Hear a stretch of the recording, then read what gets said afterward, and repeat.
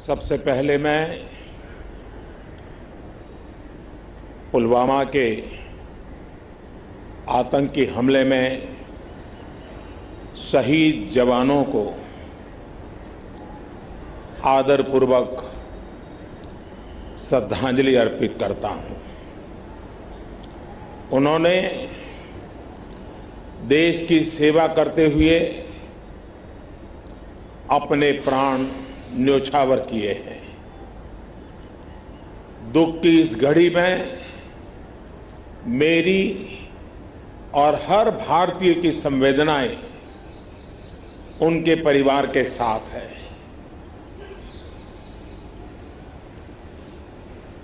इस हमले की वजह से देश में जितना आक्रोश है, लोगों का खून खौल रहा है, ये मैं भली भांति समझ पा रहा हूं। इस समय जो देश की अपेक्षाएं हैं, कुछ कर गुजरने की भावनाएं हैं, वो भी स्वाभाविक है। हमारे सुरक्षा बलों को पूर्ण स्वतंत्रता दे दी गई है।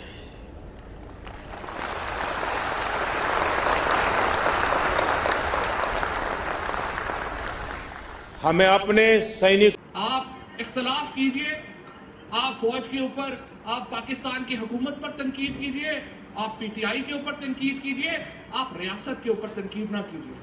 अयाज सादिक साहब ने कल यहां पर बात की, कह रहे थे, पहली बात तो यह है, मुझे तो समझ नहीं आती, अगर आप एक रियासत की एक एक्टिविटी में आपको इज्जत दी गई, आपको शामिल किया गया, आप असेंबली के फ्लोर के ऊपर आप बातें कर रहे हैं और फिर झूठ इतने एतमाद से बोल रहे हैं कि झूठा शख्स भी क्या बात करेगा।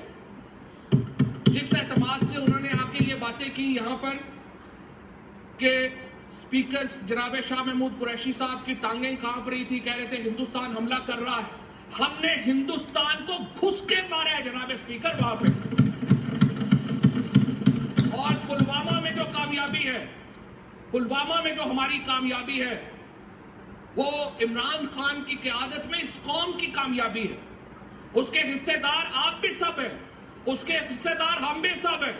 और जिस तरीके से आप आके ये बातें करें और आप कहें ये वो फख्र है जो कि हमारी पुलवामा के वाक़े के बाद जिस तरीके से हमने घुस